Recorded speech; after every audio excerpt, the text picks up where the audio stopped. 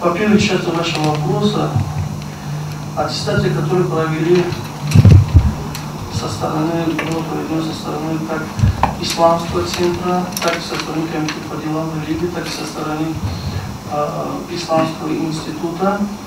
В первую очередь мы провели аттестацию имам-хатибов соборных мечетей, 327 имам-хатибов провели. Из них отвечали вот те требования, которые представлены были в аттестации, не прошли 39 имам-хатибов. Их уровень знаний религиозных не отвечал тем требованиям, которые выдвигались относительно занятия им должности. А что касается имам-хатибов пятикратных этапов, мечети сейчас продолжает в Хартонской области, еще не закончился процесс, в Согли тоже продолжает.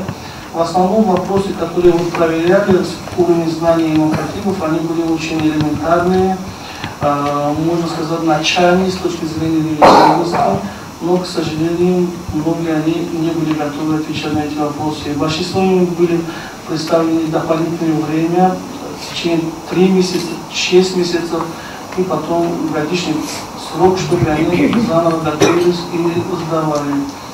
А по поводу второй части вашего вопроса,